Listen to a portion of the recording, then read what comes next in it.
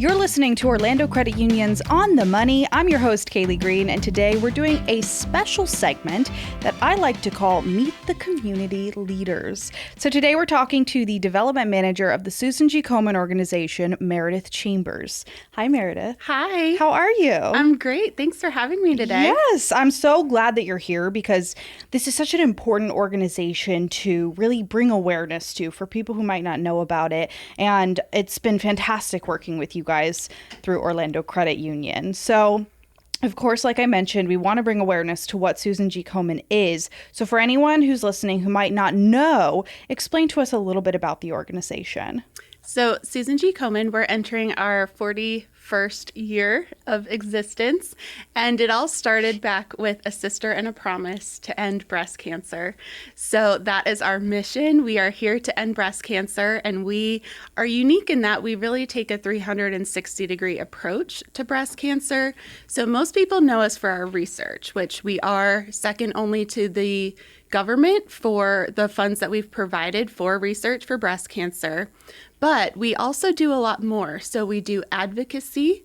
We just had our Florida State Advocacy Day 2 weeks ago, in which we're trying to make sure benefits are covered for people for testing for breast cancer, as well as during their breast cancer journey. And then we provide care in certain areas. We have a patient care center that people don't necessarily know about that we want to make sure you know so you can take advantage of because it's free.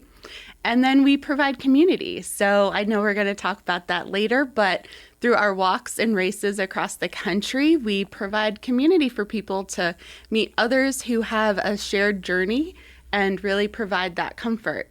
And all three of those pillars are so important, and it really takes people on that journey from start to finish and gives you people who can come alongside you the entire way. So especially when you're dealing with something like breast cancer, you really want that community who can lift you up and help you get through that time. So it's such an important thing what you guys are doing. But tell us a little bit about what you do specifically for Susan G. Komen. So I specifically work in the field in Florida, and I am a fundraiser and an event planner. So I am in charge of our local Orlando walk, and we are expanding to have 4 walks this year across the state, and 2 of them fall under me. So Orlando and our new walk in Tampa. So that is what I do on a daily basis, is making sure we have the funds to help everyone that we possibly can. And I'm sure you meet so many incredible survivors and people maybe going through it. So, I mean, what you're doing is fantastic. Thank you. So we want to get to know you a little bit better. Of course, currently you work with Susan G. Komen, but give us a little bit about your background as a community leader in Central Florida. So I've been in Central Florida coming up on 10 years now. I've worked for a few different nonprofits. Really, that's my just personal mission, is to help others. So you will find me at a few others around the city, but now I'm calling Susan G. Komen home, and it really is my personal cause. So I love that I'm able to do the work that I do every day. That is incredible to hear. So like you said, Susan G. Komen is now your home. What makes you so passionate about working for this organization? So I personally lost my mom to breast cancer. We just celebrated the 5-year anniversary of her passing. So she had metastatic breast cancer, which is when it comes back in a different part of the body, but it's still considered breast cancer. So she had a long battle, both with her original diagnosis and with her metastatic diagnosis. So that is personal. I've had my paternal grandmother also pass from breast cancer. So I know every day the work that I do, I'm doing it in their memory, and that you just can't beat that feeling that you know you're there for a greater cause. Yeah. And it's really, I'm sure, fulfilling to feel that you are talking to somebody else's mother who's really going through that same struggle. And you're saying, hey, you know, I know how your daughter feels, and you're able to come alongside them and really be that pillar that they need during that time. Exactly. So I can't luckily empathize with those who are currently battling it, but I know what my mom went through, and I know I want to make sure no other family experiences what we've experienced. So definitely there for all the family members, and know that it's so much more than just the diagnosis that they have to deal with. Yeah, exactly. Because it's such a challenge for the person going through it, and that family is also dealing with that, same emotion, that weight of emotion. So how does Susan G. Komen impact the Central Florida area? So what is different about us is our patient care center, and it is a hotline that people can call. We have translators, we have bilingual if you speak Spanish, but if you speak another language, we have, I think, up to 200 different languages that the translator can provide. That's great. So we don't want language to be a barrier.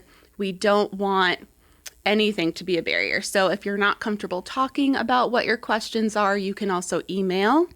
And then we have a financial assistance program also. So just in the state of Florida last year, we were able to give back almost $500,000, a little more than half. No, that was wrong. $500,000. That's So, incredible. it So you is. you didn't even realize? You're like, wow, that can't be that incredible. I know. But it We is. couldn't have given that much, but we did. We gave $580,000 last That's year. awesome. And Florida was the second highest that we contributed to as Komen as a national organization.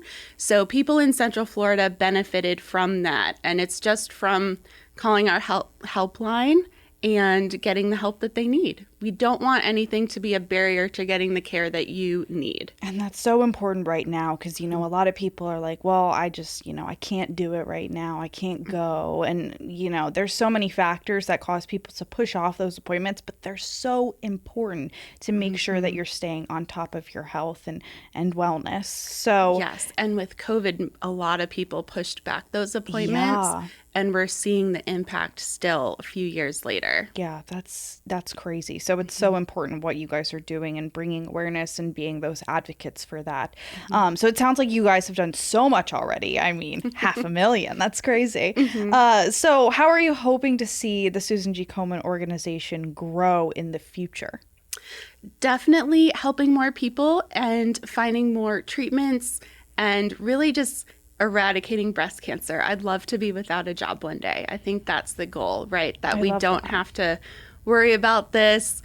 Komen has contributed to all 19 of the current therapies that are for breast cancer patients. So we want to keep trying to fund clinical trials, making sure we get the right treatments because everybody's different. So one treatment might not work for the next person.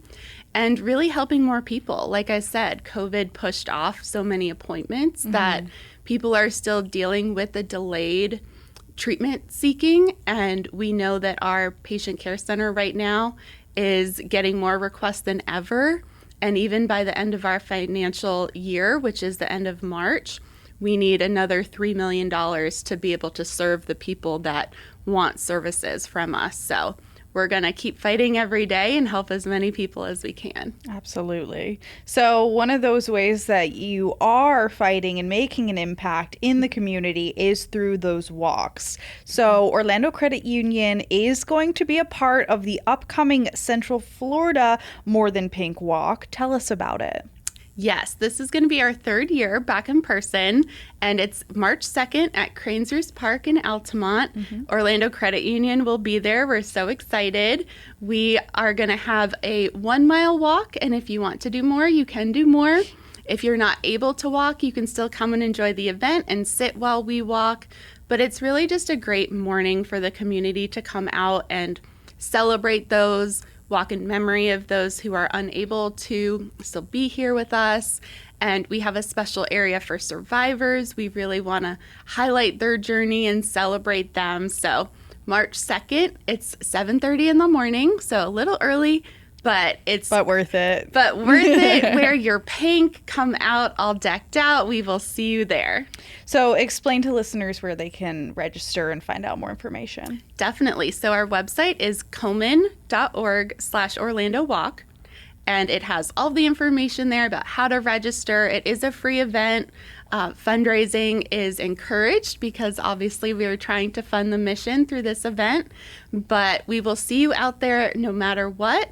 And Yes, March 2nd at 7:30. Perfect. Well, thank you so much, Meredith. It was a pleasure chatting with you today. Definitely. Thank you for having me on. Of course. And to learn more about how Orlando Credit Union is partnering with organizations like this one, you can follow us on Facebook, Instagram, or LinkedIn at Orlando CU4U, or you can visit us on our website at orlandocreditunion.org. Until next time, we're investing in you. Orlando Credit Union is providing this podcast as a public service. The information provided is neither a legal interpretation nor a statement of Orlando Credit Union policy. Reference to any specific product does not constitute an endorsement or recommendation by the credit union. Views and opinions expressed by Orlando Credit Union employees are those of the employees and do not necessarily reflect the views of the credit union or any of its officers. Orlando Credit Union is not providing any financial, economic, legal, accounting, or tax advice or recommendations in this podcast.